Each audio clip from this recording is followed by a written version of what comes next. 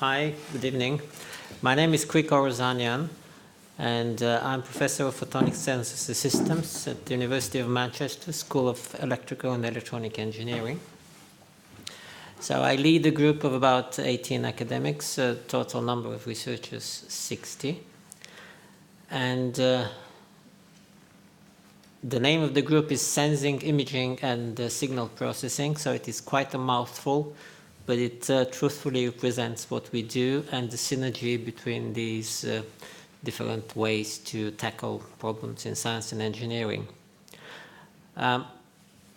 What we do with most relevance to what's been said today is tomography, but we do a little bit of a special type of tomography, which we call process tomography, to distinguish it from medical tomography so that we avoid dealing with human or animal bodies. So we deal with industrial processes. And we image in, for example, chemical species contrast, which allows you to image fuel in the cylinder of a working car engine at a speed of tens of kiloframes per second, because that's what the engine development industry wants. So how do we come to the big data problem? You never can be very far away from healthcare, so I want to give you the example with our magic carpet, which is a sensor for imaging human footsteps. It does that by using optical fibers that are a thin layer of sensor, which is placed between a normal top carpet pile and the underlay. All this is commercial, of course, so nothing special about the carpet. It's the sensor that is interwoven into it. So what it does, it uses a special kind of tomography, which we call guided path tomography, and it is capable of giving you the footsteps with something like 20 frames per second and even more.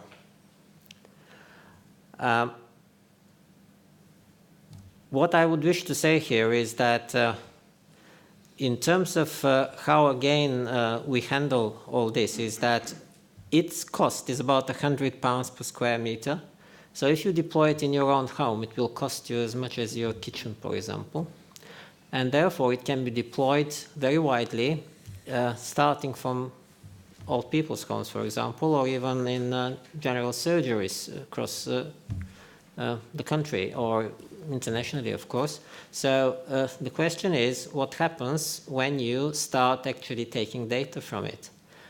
You wish to take data 24/7 to capture individual walking habits and how those habits might change over longer periods of time to detect the onset of illness, for example, mental illness, dementia, for example. How do you distinguish dementia from mild cognitive impairment? So there we come to this problem. What do we do and how do we handle this data, which is very similar to the big data problem that you guys have been discussing this morning. So do we upload everything onto the NHS cloud so that we contribute to its catastrophic growth?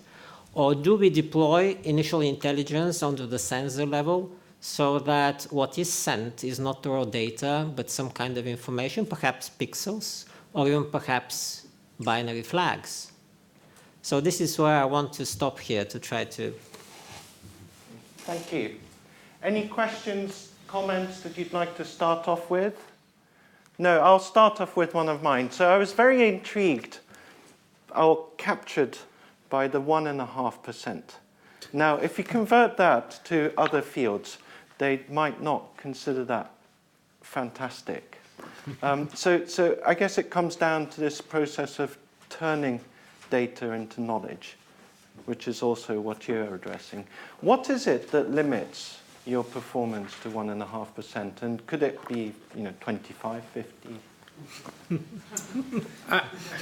I wouldn't like to call it limits. I think there's a few things I think that factor into play there for us. Is even though it's 1.5%, as long as it's a genuine prediction power, and as long as we do it across many things, on a given day, you might end up positive anyway. So even though your edge is small, as long as you do it across everything, central limit theorem will kick in and help you. On the other, that's one side of maybe 1.5% is not a killer. The other issue is that the financial markets are very efficient. They're not 100% efficient, but very efficient. So there's not that much predictability in that 100% variance. So there's very little left to predict already. And once you can do a good job of that predicting what's very little, and once you do that across everything, we hope that that's a winner strategy. But it's not the end of it all. And I guess people are catching up with you all the time. Well, it's a race. I think they catch up. We run faster, and then it's a constant race for us. Yeah. Patrick, would you like to add anything? Oh yeah, I was just thinking of, yes, imagine a world in which you have a 25% performance arbitrage. It wouldn't last for long. Yeah. Yeah, I mean, I think there's sort of also a game theoretic aspect. I mean, we saw it in the crash of 2007 period that there was quite a lot of, some of it was hidden, but also some not so hidden correlation in the way that the strategies that different investors and groups use to do market predictions. And so, most of these methods that we used for analysis in this context, I mean, they sort of don't take into account the fact that the activities you're using to predict market movements, when you couple them back in to buy and sell, commodities, for example, or trade securities, that actually impacts the system. And so there's a fundamental, sort of mathematical statistical assumption that's broken in many of these cases, which is that the predictions that you're making are not influencing the way the system actually behaves. And I mean, there's, things have changed a little bit in that respect, but there's probably a lot of sort of interesting more mathematics to tease out there. I'm not sure how applicable it is directly to other contexts, but it gets more toward a kind of systems level viewpoint where it's sort of like we were talking about earlier today, the difference between sort of passive analysis methods and more active learning methods where you for example, you move around a space in a certain way and sample in a certain way that depends on the data itself. And suddenly you've changed the entire analysis paradigm because the acquisitions that you're making are actually dependent on the data that you've already observed. So it's something to think about. So that leads into what you were saying about how the data you're acquiring affects the downstream processing, and I'm sure it's true with the videoing. Would you like to take that on? So when you said, do you take the raw data or some process data? What's your well, that's the end of the chain. So can I just go a little bit earlier in the chain? One of the values of what we are trying to introduce is its total unobtrusiveness. So basically, if you try to look at habits of people, particularly when they are in old age, what they do will be totally influenced by the fact that you're monitoring them. It's not very far from the market behavior. So in order to really get rid of that, you need to, really, people would know that they are taken care of, but not every second and every moment when they do that. And in old people's homes, when there are cameras, for example, to watch how people are in need of something, people would throw things on the cameras because somebody doesn't like being watched, for example. And non-compliance is a big, big issue. So that's why what you actually do as a physical layer to get your data influences so much the quality of what you get. Would you like that? Just picking up on that point, I think we've seen several examples today in medical imaging and things like that, and people have talked about having very specific models for things and controlling the data capture. So if you control the data capture, then you constrain the problem to something you can model. But I think in the financial markets and also in general kind of scene analysis and things like that, you don't have control of the data. You have many confounding factors. And coming back to the 1.5%, it's kind of interesting. If you look at face recognition today, so faces are quite simple, but you have many confounding factors of, lighting, things like that, expression. So actually the best face recognition systems don't achieve 1.5%. I mean, I think they'd be happy to do that. You can do it in a very constrained setting, but if you take a population like India's population, over 1 billion people, you're not going to be anywhere near that at the moment. And it's because of all the confounding factors as well as a fairly complex object that you're looking at. I think, yeah, I mean, that kind of inspires a couple of follow-up points. The first one is a direct follow-up to what you just said, which is one of the kind of brilliant realizations of our age is that weak absolute performance can be useful nevertheless, often in the context of ranking, right? So I don't really care how good Google's search algorithms are as long as I find what I need most of the time in the top end returns, right? So there are certain, it suggests that maybe for a long time we weren't necessarily thinking about the right metric to optimize when we build these type of systems. And I think I always think of one thing that's interesting to think about in these contexts is, well, could I display the results to a user or a clinician or whomever in such a way that they would still be useful despite perhaps an absolute performance that doesn't look that powerful. The other thing I was going to say was about the difficulty of kind of dealing with data in the wild, if you like, or I often refer to it as sort of found data. Like people talk about found art.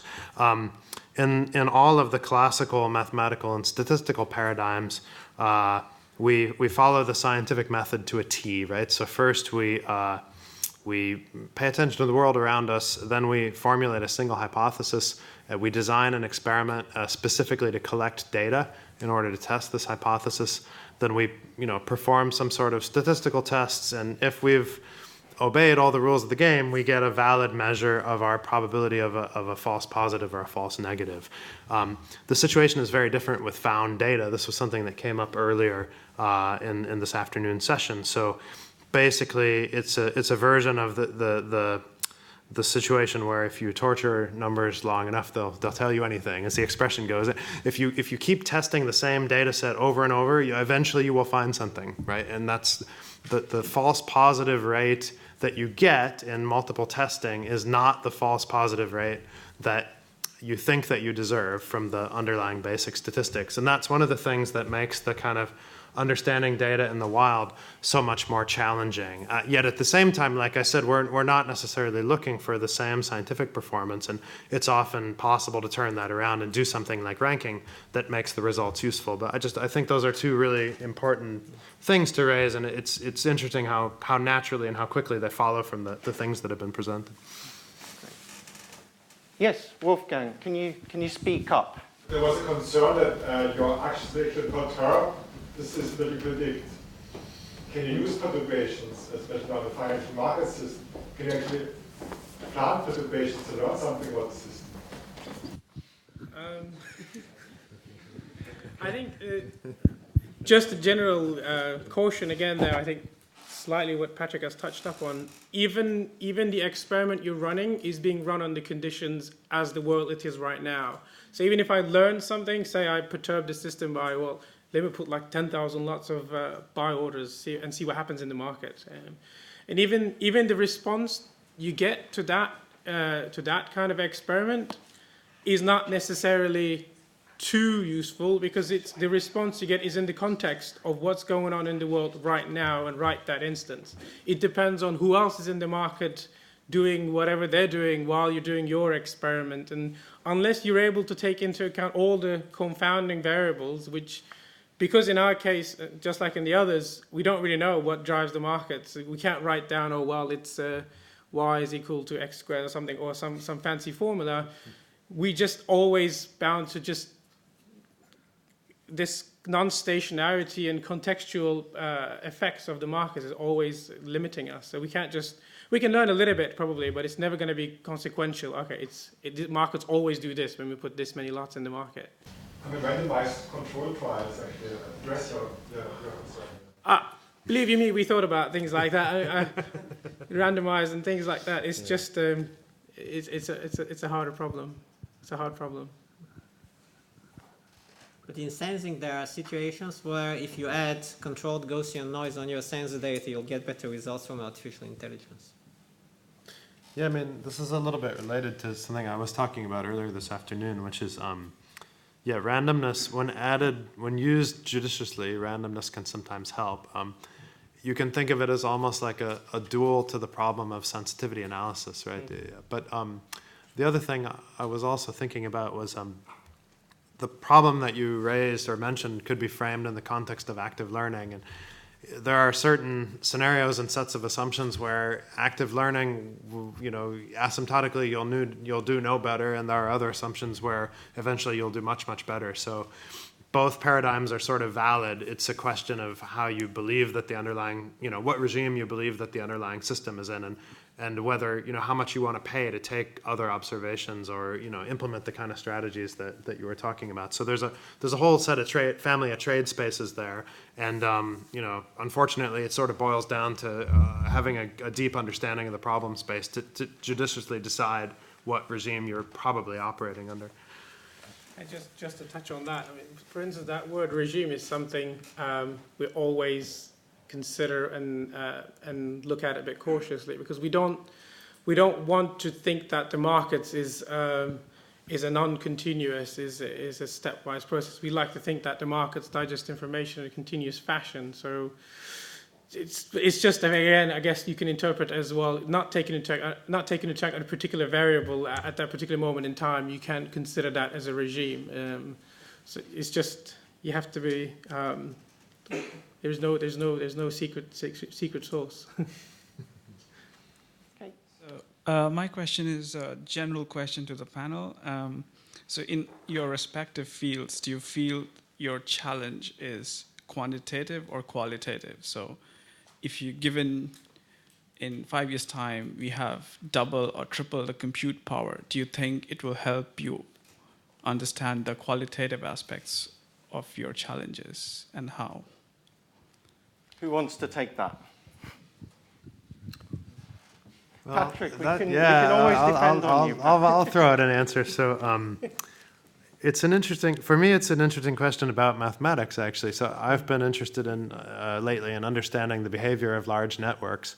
I mentioned before I've worked in image processing and also signal processing, but so in my current area, the biggest problem is that we don't even really have the right set of mathematical frameworks to kind of know how to make sense of large networks. So it's quantitative in the sense that it's about mathematical understanding, but it's qualitative in the sense that it's really more about coming up with intellectual frameworks and paradigms that sort of make sense. So I think those will eventually drive quantitative improvements, but at least where we are right now in my area of interest, it's almost more qualitative in a way, and it has that kind of feeling of I'm not quite sure what I'm looking for, but I'll know it when I see it. Which is it's very hard.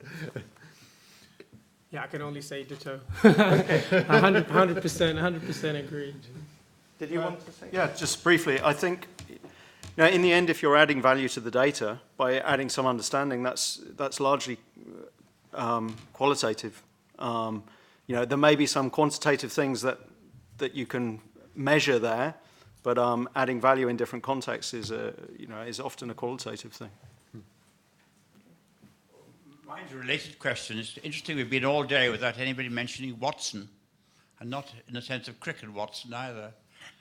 But in the health community, in some parts of it anyway, there's a lot of talk about Watson and what impact it might have. Do you have any comments on that?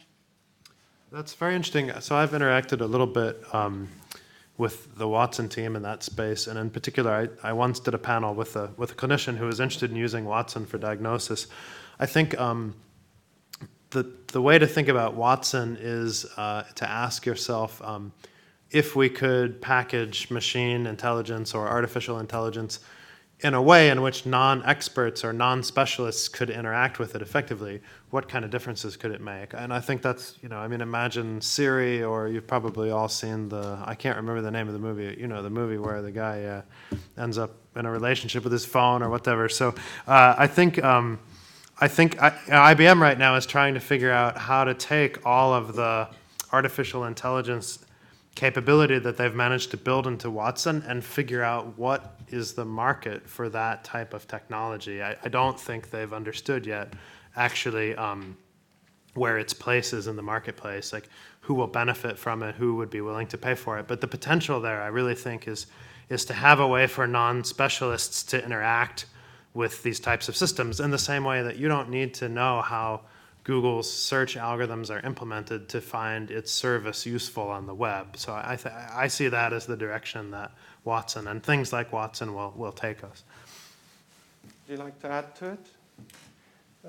Not really. No, you don't use Watson in Winton, no. Okay, so any other questions or comments? Great. Okay, so I think please join me in thanking the speakers and the panel members.